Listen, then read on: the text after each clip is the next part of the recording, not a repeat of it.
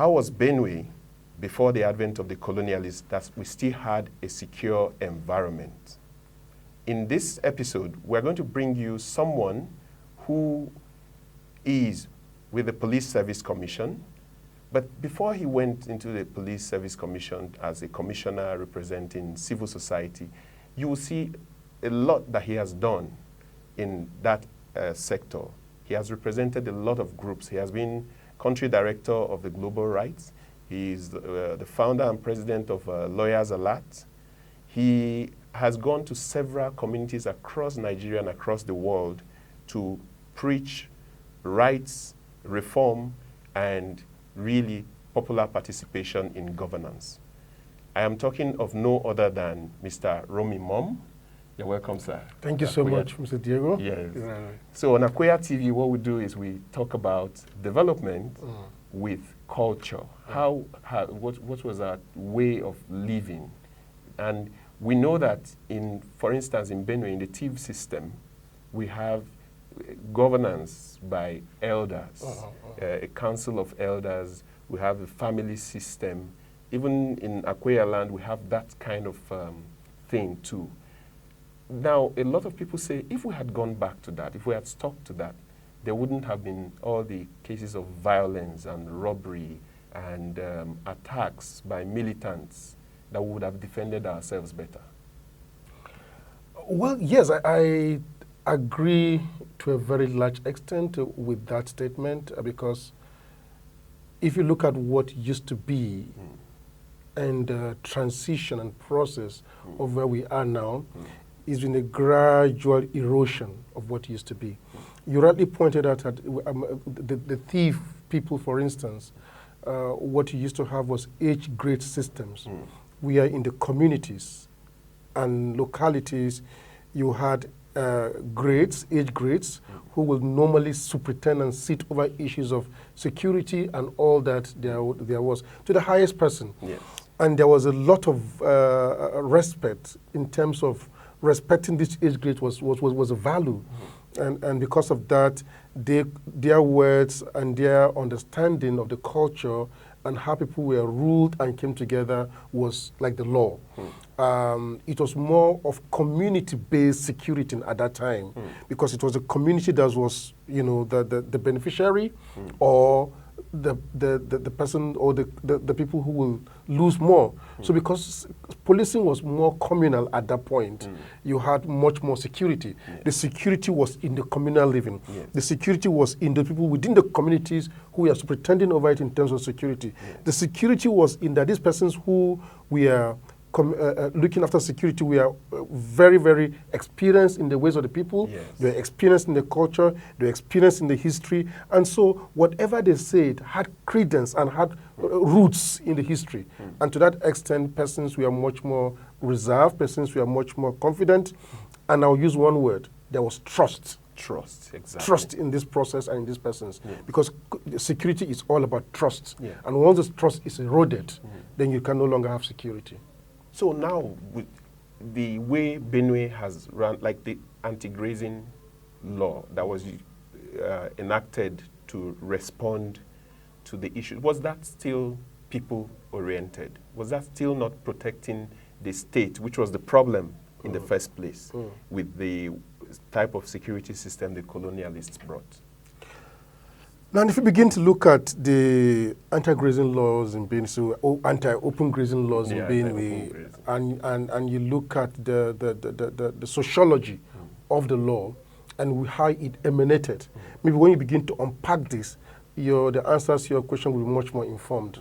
The issue of the anti-open grazing law was because of the herdsmen that will come into Benue, and as they moved their cattle down south, there was a lot of altercations and misunderstandings and all of that. And so that was why that law was passed, ostensibly to deal with these issues.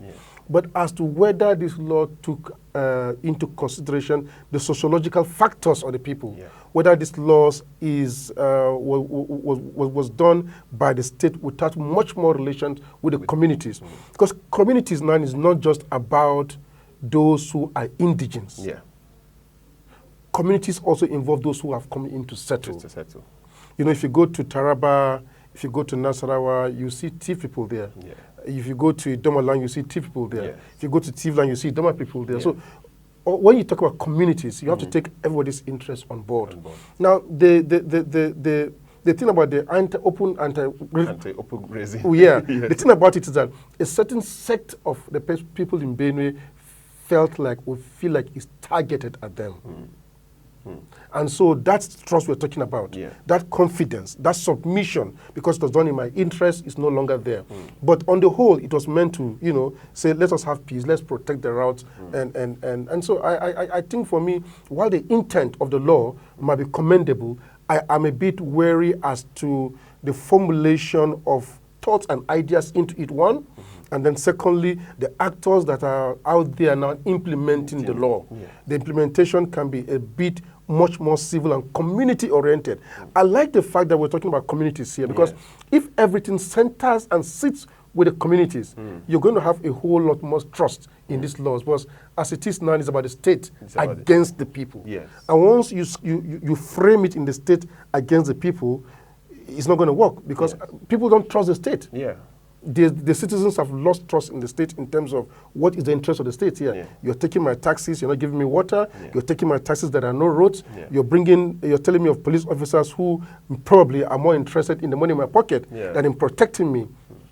And so at the end of it all, there's no trust. And so once anything sits with them, then you begin to have the failure of the structural security you're putting in place. In Zone C, I recently read about people who have issued a statement that they are instituting their own community policing system, like vigilante, and they're not going to rely so much on the government-led policing. Is that a source of worry for you as someone representing civil society, but we are in the Police Service Commission, the government? I like to think that if only government structures, the police, will take advantage of community policing in the real sense of it, we're going to have a whole lot of peace in terms of the index of insecurity will come down greatly. But you see, even as we're thinking of community policing in name, in the police structure, we are not thinking of community policing in the real sense of it. I was in Benue recently, and we are the country around the bridge to Boko River, the Mu community, where there was a lot of crisis there. And my thinking was that it was a very simple thing of community policing solving this, where you have persons in the communities working closely with the police, sharing intelligence, persons that the communities respect and all of that, where the traditional rulers, opinion leaders, religious leaders took charge, and you have some kind of communication that was very open with the police, so that even before anything takes place, as we begin to see the warning signs, people come in quickly and douse the flames. So if, for example, we have the police taking advantage of that effectively, it will work. My worry is that we're talking community policing, but we are not practicing, or the architecture does not simply train at practicing community policing in the true sense of it, which, for example, I will say again, is about it being with the citizen. It's about the citizens policing themselves. It's about me telling Diego that I don't understand the car that is parked outside of your house. I've seen it parked 3-4 times, and I'm not afraid to go to the police, who will tell me, oh, who told you that one? Come and write a statement. Go and buy envelope. Go and buy newspaper. Because that's what they did. So people don't even want to go there. Something happens on the street, and you see citizens moving away. They say, my own no deal. I know they have a police case.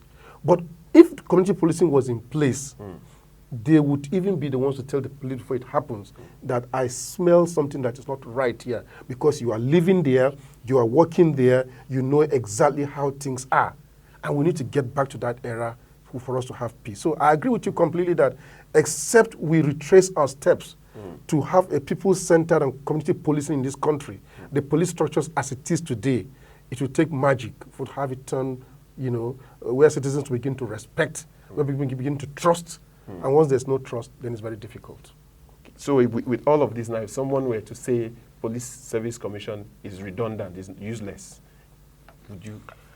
I think we have a police service commission that is one of the strongest in the world in terms of the laws that set it up, in terms of its mandate, in terms of everything that it needs to do to oversight the police and protect Nigerians.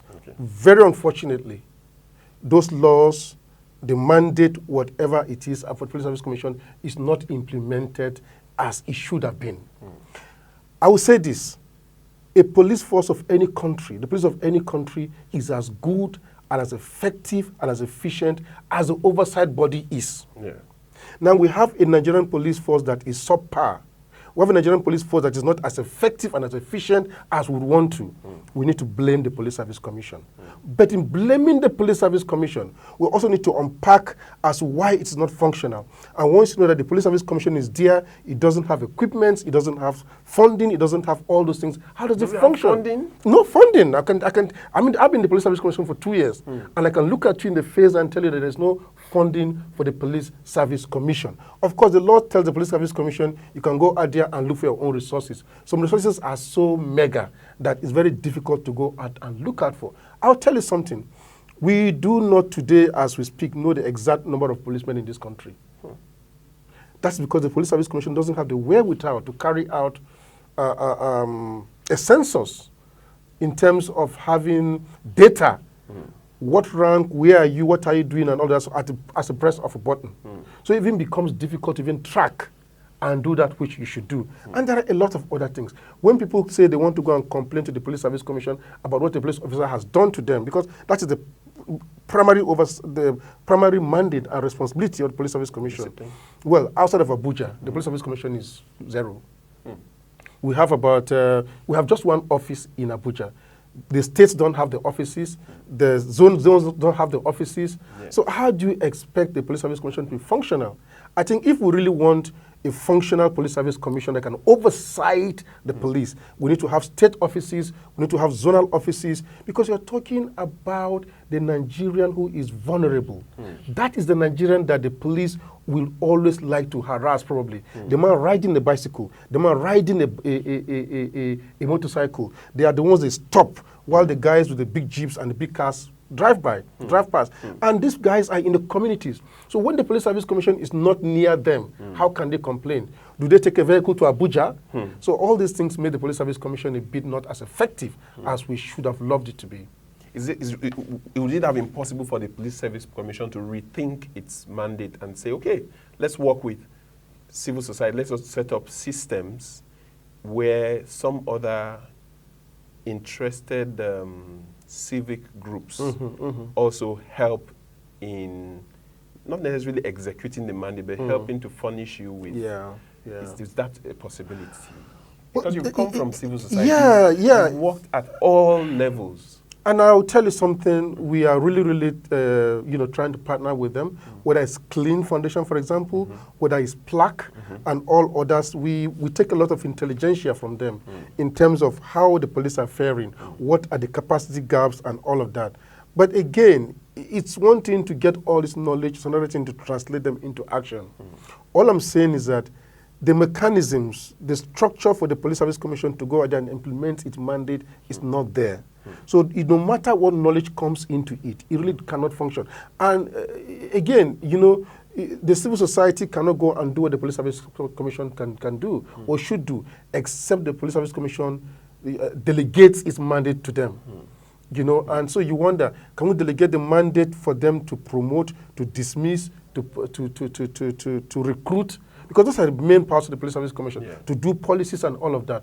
We cannot tell, but again, these are things we need to think carefully through. For me, I really don't see what is wrong in getting society groups to develop policies that will run the police. Because after we're talking about community-based policing, people, the community that policing that gives seats with the community. So yes, issues like policies and all of that. And I think that in the last 2 years under this present board, which I'm a member, we've had 2 meetings, broad-level meetings with society groups. Say, what do you think? How can we, get policies that will make the police as effective? You're looking at the police bill that is being reformed now. So I think it's not as bad, but I agree that there's a whole lot of miles to cover to where we need to be.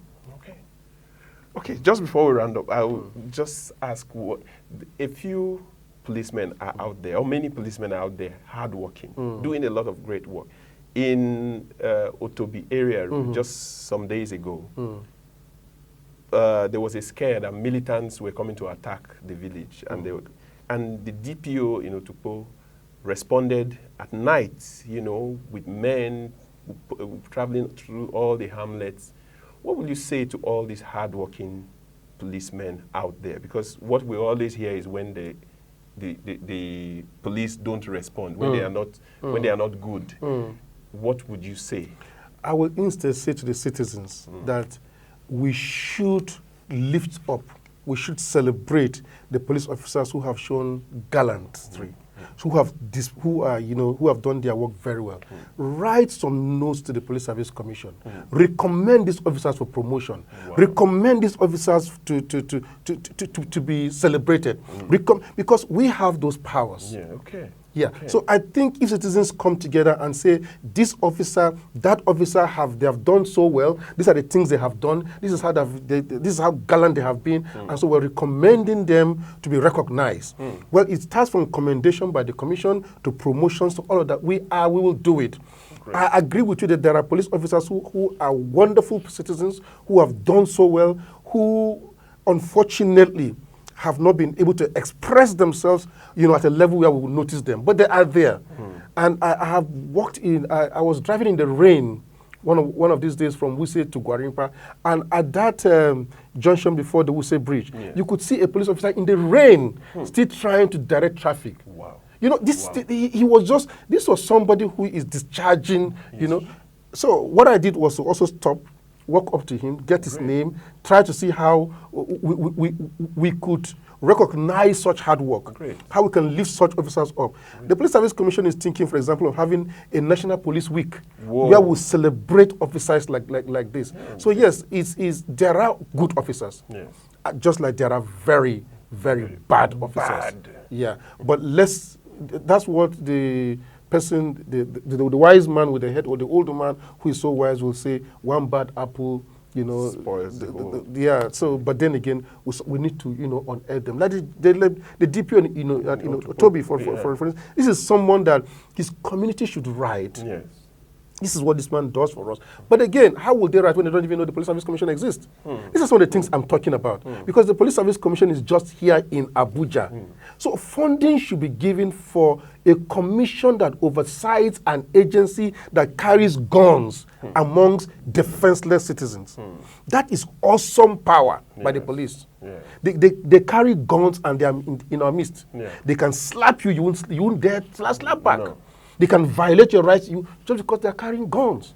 And so you need a strong oversight body that will supervise them, will monitor them, and will keep them in check. Because if I give you a gun, if I get a gun myself, I may be also tempted as any other human being to be a bit, bravagado, do those things that I won't do ordinarily.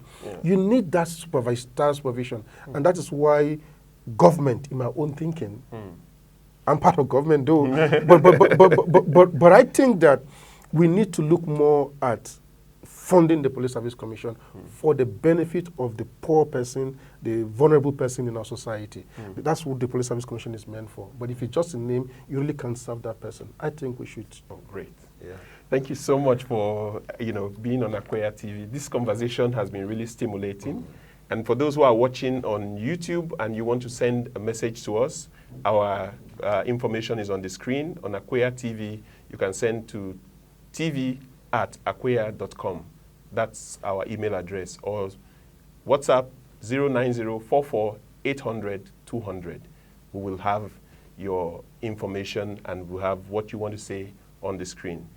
With Mr. Rommy Mom, we've discussed policing and police reform and how our history can inform what we're doing in terms of reforms. Reforms are all over, police reforms are all over. In the US, you're talking police reform. In Kenya, in different parts of the world, everybody wants to reform policing. Thank you very much, Mr. Rommy. Thank you so much, Diego. My pleasure. You're right. I thought they were supposed to be speaking of Kwahi now.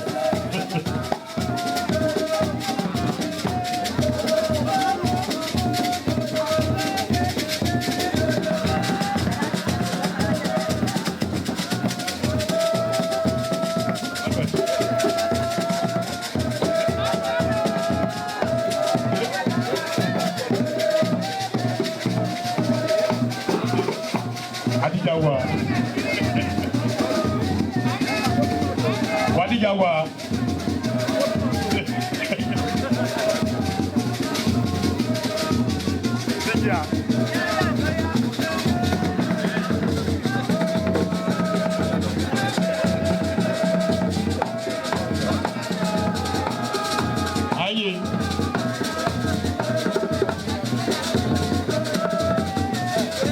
Oh, back here. Those of you by the roadside there, can you clear all you need to?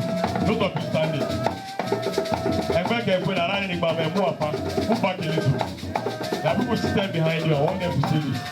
Hello. Forgive me. Thank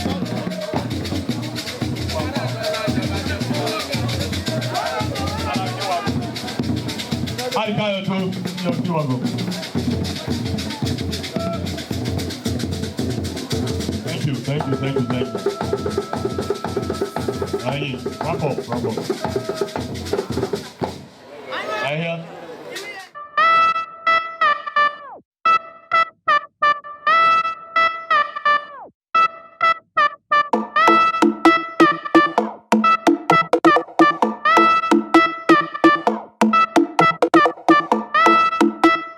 Welcome to Akweya TV News. My name is Idajo Aja with the News Bulletin.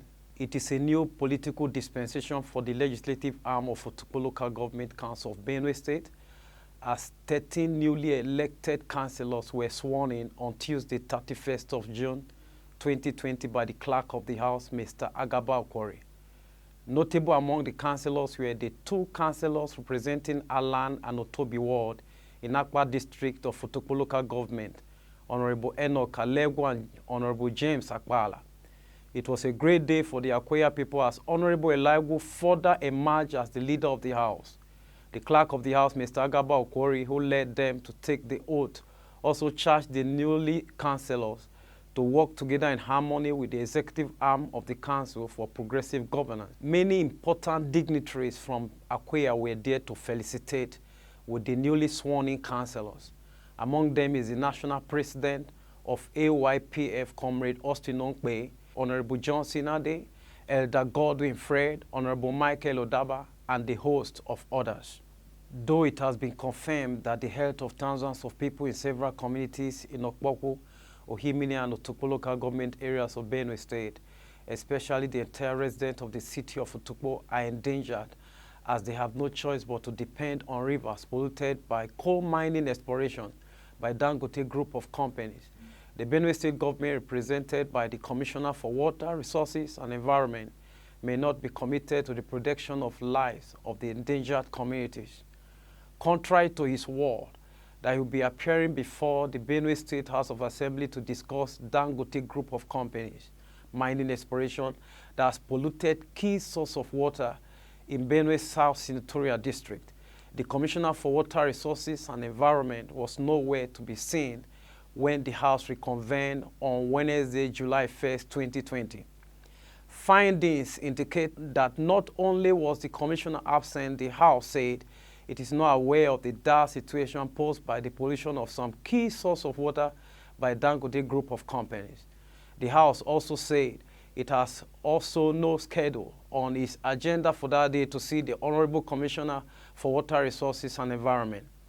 When contacted, the newly inaugurated chairman of Otukpo Local Government Council, Honorable George Ali, said he was aware of the pollution about some months ago when he was caretaker chairman of the local government. He said the issue of pollution was just emerging, and at that time he became aware of the situation as he was handing over in order to contest for the chairmanship of the local government when officers of the State Ministry of Water Resources and Environment visited Otobi Waterworks following complaint that the waters of River Okpoku had unusually turned deep orange color. According to Honorable George Ali, now that he is aware, he will inform the representative of Akpa Otukpo State Constituency at the State House of Assembly to enable him to raise the matter at the House. While calls to the newly inaugurated chairperson of Okpoku Local Government, Honorable Amina Audu, were not picked or returned, it was gathered from reliable source that the 9-member committee constituted over a week ago to identify communities negatively impacted by the pollution and make recommendations of remedial measures to be taken by Dangote Group today submitted his report to the company at his mining site in Efeche, Okpali Ogboklo ward of Okpoko local government. Benue has recorded her first COVID-19 death as the vice chairman of the Benue State Action Committee on COVID-19, Professor Godwin Achinge, died from COVID-19 complications. It was gathered that Achinge, also a Deputy Vice Chancellor of Academics, Benue State University, died on Sunday, on the 5th of July 2020, at the hospital facility in Jos, where he was taken to after he tested positive to COVID-19 early the previous week. Thanks for watching. My name is Idajo Aja, Akweya TV.